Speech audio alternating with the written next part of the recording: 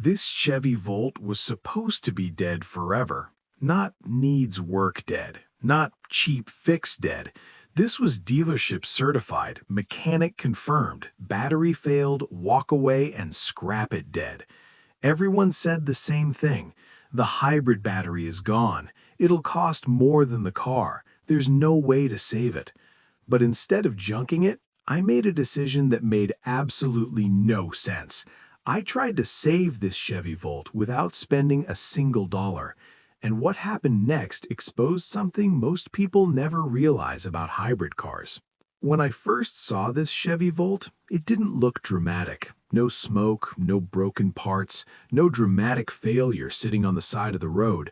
It looked normal, which somehow made it worse, because under the surface, this car had already been declared a total loss. The dash told the real story.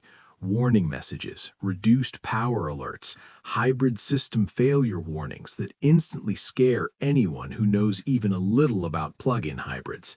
The kind of messages that make owners panic and dealerships smile because they know exactly what comes next. The battery is bad. That sentence alone can kill a car. In the hybrid world, a failed battery is treated like a death certificate, not because the car stops moving entirely, but because the idea of fixing it terrifies people.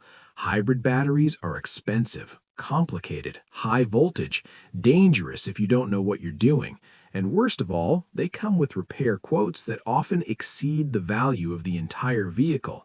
That's exactly what happened here. This Chevy Volt was cheap for a reason. The previous owner had already been through the process. They took it to professionals. They did what everyone tells you to do. They asked the experts, and the experts delivered the verdict. The battery pack was failing. Replacement cost was massive. The car was not worth saving. So they gave up. And I don't blame them, because when someone hears bad hybrid battery, they don't hear possible fix. They hear numbers. $5,000, $8,000, $10,000, sometimes more.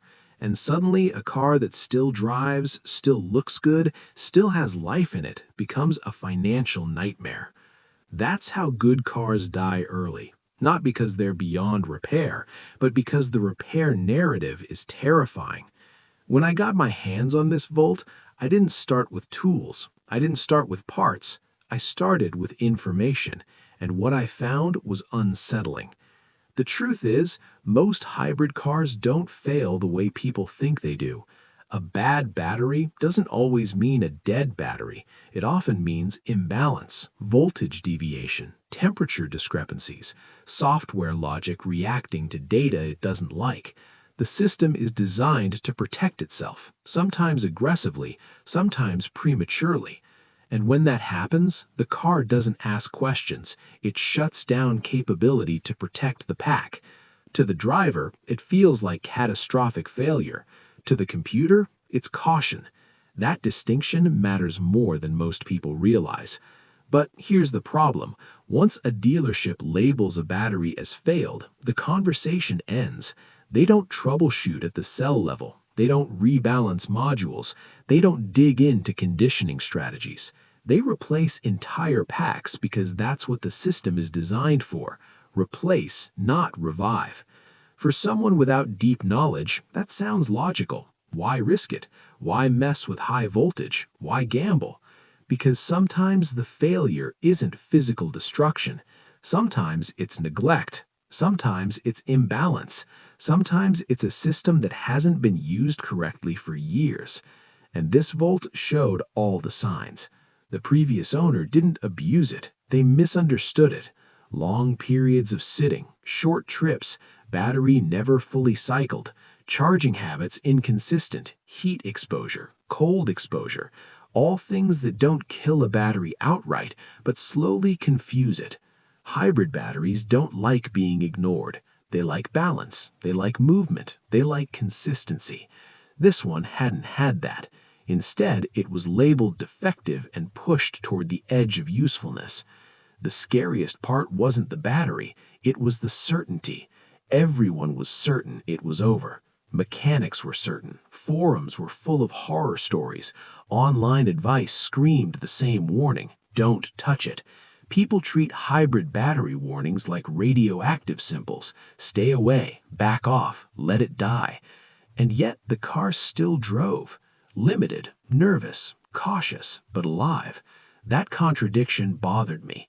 If the battery was truly dead, why was the system still functioning at all? Why wasn't the car completely immobilized? Why did it still behave like it was trying to protect something rather than mourn something? That's when the idea formed. What if this wasn't a dead battery? What if it was a scared one? Modern hybrids are conservative by design. They assume worst-case scenarios. They reduce power. They isolate components. They protect themselves aggressively to avoid catastrophic failure, sometimes too aggressively. This Volt wasn't screaming in pain. It was whispering warnings. And instead of listening, everyone panicked. I knew one thing going in. I wasn't spending money. That was the rule. No replacement packs, no dealer programming fees, no expensive modules. If this car was going to live again, it would be through understanding, not cash. That meant research, deep research. How the Volt battery is structured, how its modules communicate, how balancing works, how charging behavior affects cell voltage, how error codes lie without context, how software logic makes assumptions based on thresholds. This wasn't about hacking the car. It was about working with it, understanding what it was trying to say. And that's where most people fail. They see a warning and stop listening. I saw a warning and started asking questions. Why now? Why this code? Why this behavior? Why this response? Because machines don't panic, people do. And once I realized that, the Volt stopped looking like a lost cause and started looking like a challenge with no budget, a challenge no one recommended, a challenge that would either prove everyone right or expose a massive misunderstanding about hybrid failures. And that's where step one truly ends, not with a fix, but with a realization. This Chevy Volt wasn't asking to be replaced, it was asking to be understood. Once I accepted that I wasn't dealing with a dead car, just a misunderstood one, everything changed. The goal was no longer to fix the Volt. The goal was to listen to it. Because hybrid systems don't fail randomly. They react, they adapt, they protect themselves. And if you understand why they're doing that, you can often reverse the behavior without replacing anything. The first thing I did was slow down. That sounds simple, but it's the hardest part. When a dashboard lights up with hybrid warnings, the instinct is panic. Clear codes, disconnect the battery, start swapping parts. But panic is expensive. Calm is free. So instead of touching anything, I watched. I drove the car gently. I monitored how it behaved under different conditions. Cold starts, warm starts, short drives, longer drives, charging cycles, regenerative braking. I paid attention to when the warnings appeared and when they didn't. Patterns started to emerge. The Volt wasn't failing all the time. It was failing selectively, under certain loads, certain temperatures, certain states of charge. That alone was massive information. A truly dead battery doesn't pick and choose when it works. It just doesn't work. This one still wanted to. That led me to the most overlooked truth about hybrid batteries. Balance matters more than age. A hybrid pack isn't one battery. It's dozens, sometimes hundreds of individual cells working together. Over time, if those cells drift slightly out of balance, the system notices. And when the difference crosses a threshold, the computer assumes the worst, not because it's broken, but because it's cautious. And here's the part most people don't know. A battery can appear failed while still having most of its usable capacity intact. That's where charging behavior comes in. This Volt had lived a rough life electrically. Inconsistent charging, long periods of sitting, shallow charge cycles.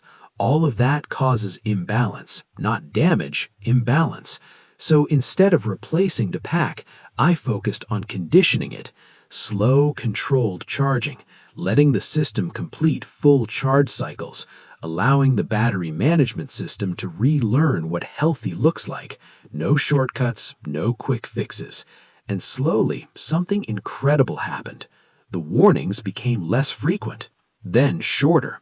Then they stopped appearing altogether. That moment was surreal. No new parts, no money spent, no miracle tool, just patience and understanding. But I didn't trust it yet, because hybrid systems love to give false hope before they punish you. So I kept going.